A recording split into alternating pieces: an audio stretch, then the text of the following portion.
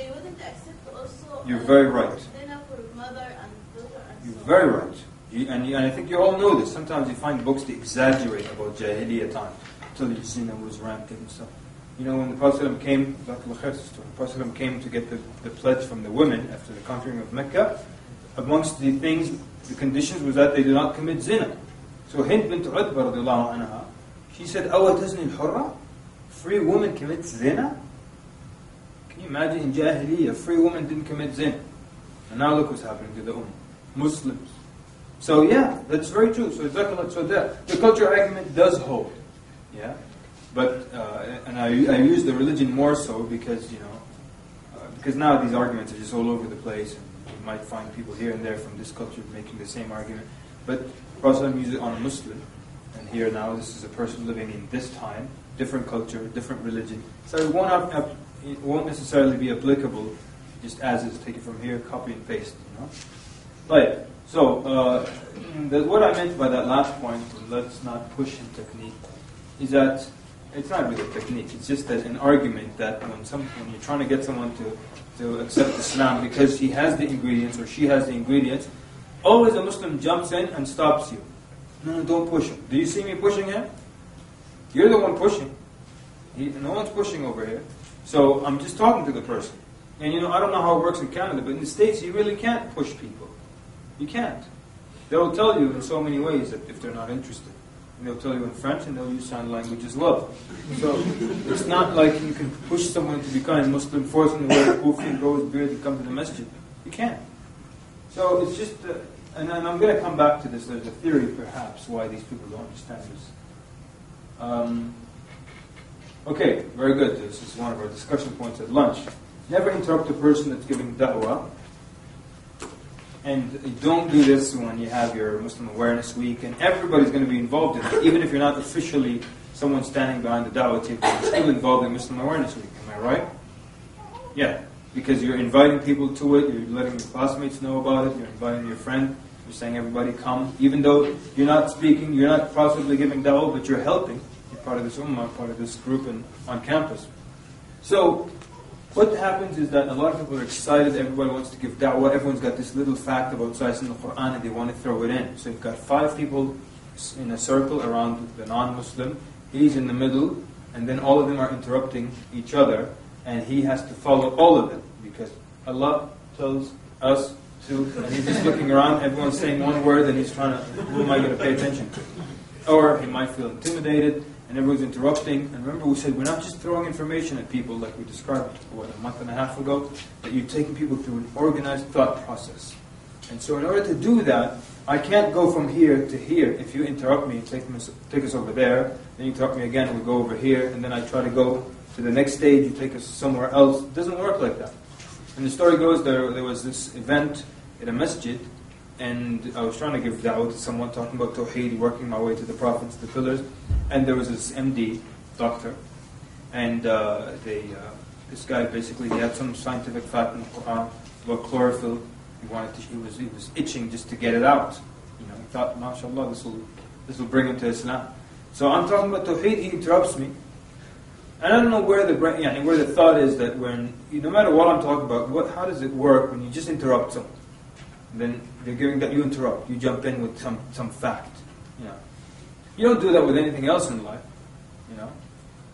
Anyways, so this guy jumps in talking about chlorophyll in the Quran. He was just waiting for me to breathe so he could interrupt me while I'm catching my breath about chlorophyll in the Quran. Now I was talking about the miracle of green chlorophyll. The guy didn't even look interested. So what? Chlorophyll. Then I'm waiting for him to breathe. He takes his breath, I jumped in immediately. So anyways, going back to our topic, we're saying that, this, that. Then he's waiting for me. The minute I catch my breath, he jumps in with about chlorophyll again. How do we get rid of this guy? So until finally I saw one of my partners. Because if the partner was there, he would fix it immediately. That's why it's so good to have a partner. None of my partners were there. Then I saw one of them from the distance. And all we had to do was lock eyes. And that's it. I didn't have to wink. That's it. The minute he saw me, he knew what was going on. He came immediately and pulled the doctor aside about the chlorophyll, and then I finished talking about the gut. So don't do this to each other. Don't interrupt. You have a great point. You're itching to get it out. Guess what? There's 1,001 other people. You can go tell them about it. You don't have to interrupt this guy and you're going to come and ruin my catch? I worked hard and I caught this guy who was walking. I caught him and I'm stopping to talk to him. You go catch your own guy. Go get your own prospect and give him down. Alright? But unless, like, what's a very good reason? Like, they overlook a certain point. The prospect asked them a certain question, but they didn't get it. But you got it. So you ask, you fix or you answer that question. That's a good reason to interrupt someone. Don't get into a negotiation, which is, I think, alhamdulillah, this new generation, you don't have to deal with that too much. But with all due respect to the older generation, oh man, they negotiate so much. Have you ever been to an interfaith with some older people? It's a nightmare. They have no clue how to run interfaith, And they just make it a negotiation where, let's all go to Jannah. Hey, you go to Jannah, I go to Jannah. And they just start to negotiate. But of course we don't negotiate in Islam. And Allah Azza wa Jalla tells the Prophet ﷺ in Surah Al-Qalam, وَدُّوا لَوْ تُدْهِنُوا فَيُدْهِنُونَ. They wish that you would compromise with them, so they would compromise with you. But we don't compromise. That's why we all know Surah Al-Kafirun. قُلْ يَا أَيُّهَا الْكَافِرُونَ لَا أَعْبُدُ مَا تَعْبُدُونَ. And it came after the offer they made. You worship your God for a day, you worship our God for a day. Then they said a week, then they said a month, then they said a year. And after a year of worshipping Allah, they're not going to go back to worshipping stones. Still the Prophet ﷺ refused. Because we don't negotiate. I think there was another point about... there's some things like this story I always tell about how this guy, he was addressing a bunch of imams and he said, you guys need to be creative in your da'wah techniques. And he told the story about how he used to go with a kafir friend and the kafir would ask for champagne. He said, I would get apple juice, so he thinks I'm drinking champagne. So and he said, that's an innovative way of giving da'wah. Okay, I need to understand what's so innovative about that. So, this guy is supposedly going to become closer to Islam because you're getting boozed up or something? Why would he want to become Muslim? If he sees you drinking apple juice, he thinks, oh, he's drinking champagne. Maybe I can become Muslim too. Why? So, but that's just, again, this people trying to negotiate, trying to water down Islam, make it look like Christianity, and that might entice the Christians to join into Islam. Historically that has backfired severely for Christians when it comes to the pagan faith. You're aware that there are many pagan practices in Christianity today. How did they come there? The Christian du'at back then thought it was in the interest of bringing people into Christianity to make Christianity similar to paganism. And subhanAllah, over the years, the pagan practice had lived and the Christian one died. Like, Christmas. Bringing a tree and decorating it and all that stuff. Pagan practice, pagan date, 25th of December, even similar to a pagan goddess, or Mithra or Mithras that had the sun and all that. So, and then even though clearly in the Bible it says it's not permissible to bring a tree into your house and decorate it and all that. So it's a bid'ah by their standards, right? But again, same thing with Halloween. The pagan practices are what lived and nothing Christian remains. Easter, so many things.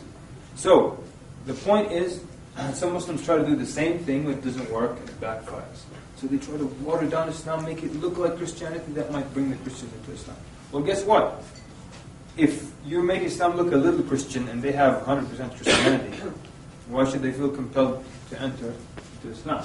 Don't give up too quickly if the person, seems uninterested. And don't just give up too quickly. And sometimes, we've encountered people that either were just being, sarcastic or they were like, smiling sarcastically, things like that. You keep going, and subhanAllah, they end up becoming Muslim actually at the end of the talk. Versus, what if I saw him, smirking and trying to be a wise guy, and I just walked away? So it makes more sense. Keep going with it. Don't give up that quickly. All right. Once you do give up, I really can't tell you. Sometimes you give up a little bit before think good things will have happened, and sometimes you give up exactly at the right time. But we'll discuss it more. Falsified or exaggerated information. And again, this is kind of like what happens at interfaith. They tell you, Muslims believe that the Christians will enter paradise. It says so in Surah Al-Baqarah, and the Jews also will enter. And then that's we're falsifying information. Then the Muslim sits down, the Christian gets up and says, well, we're all, children of God, and therefore I'll see you when you get to paradise. Now, we're all lying to each other here. So, and a lot of people, they're confused. They think that in order to coexist peacefully, you need to agree. There's no such thing. You don't need to agree at all to live with people in peace. All you have to do is understand each other. When you don't understand each other, there's the fear of the unknown. When you know each other, it removes that fear. That's the end of the story. So you don't have to agree in order to live together peacefully. Just understand each other. So if I lie to you and tell you we think you're going to paradise and we don't, and then you lie to us and say we're all children of God, we're all going to paradise, and we're not, that means we walk out from that church or from that building, still we don't know each other. So that's why, make sure, and exaggerate information. You may have heard this story by some Muslims. Islam gives the women more rights than they're given in the West right now. Is that a true or false statement? It's false. It's not true. They give them crazy rights here that really don't even belong to them, these rights. They have given them these rights in the West. Islam didn't give them these rights. Allah gives them the rights that they deserve. But they went overboard. So it's not a true statement. It's an exaggeration. We don't want to exaggerate. We'll tell it as it is. We don't need gimmicks ever to spread Islam. But what I'm saying by change the method, not the message, it's that same message. It comes to you through internet, audio tape, CD, speaker, live speaker, microphones, dawah in the street, dawah at the university, whatever it is, but the message is the same. It can come through video, through radio, but the message is the same. But the method can change, not a problem. So, because this came about one time, someone was telling me there's something wrong with the dawah table, and maybe we're not saying the right thing. But if you're talking about tawheed and pillars, you for sure are talking about the right thing. Maybe you need a different method. That's it. Something to attract them, things of that sort. But and I think we discussed that. That's the interfaith thing. Don't misrepresent. Islam says sometimes. Okay, what if someone comes to you and says, what will happen? What do you Muslims believe will happen to us Christians? Somebody answer that question. Yes, sir. You're going to help. Okay, thank you. Anyone want to word it differently? Same meaning? Yes, sir. You won't be resurrected. Sorry? You won't be resurrected. You will not be resurrected? They will be resurrected. The Christians will be resurrected. The Mormons? Because if they won't be resurrected, then it's not a bad deal. As a Christian, you have to deal with the Day of Judgment, right? Yeah? If you don't submit to the will of Allah, it will not be accepted on the day. Okay, good. Yes, sir? If you die worshipping more than one God, Mm-hmm. you'll go to hell. If you die worshipping more God. Okay, good. Yes, sir? Any Christian, Muslim, Jew, atheist, or anyone who dies associating partners with God and not worshipping God alone will burn in hell. I like that. You like what the brother Shiraz was saying? He added Muslim, which makes it like, it's not saying just you. I like that. Never heard that before, but it's good. Anyone else like that? Wow. Tough.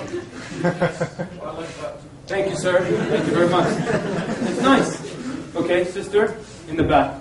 And then we'll come to you. Well, I was saying the same thing. Can you repeat it? Because we just hear. Oh, sorry. Is that what you were going to say? He's saying that anyone, whether Muslim, Christian, Jew, or so, who dies associating others in worship with Allah will go to the hellfire. So he even put Muslim in there, which is a true statement. So he's saying it's not just us versus you. But now, let me tell you something. Most of the time when a Christian asks you this question, let's say it's a Christian, they're really just trying to see what you're going to say. They're just trying to see if you have the guts. Because they know the answer. You think they don't know the answer? Do you really think they don't know the answer? You don't? You do? They know the answer, most likely. Why? Because they know that just about every faith believes they're right and everyone else is wrong. If they're right, they're going to paradise and everyone else is going to the other place. Because if we're the only ones who are right, but we're all going to paradise, it really means we're all right. They know this.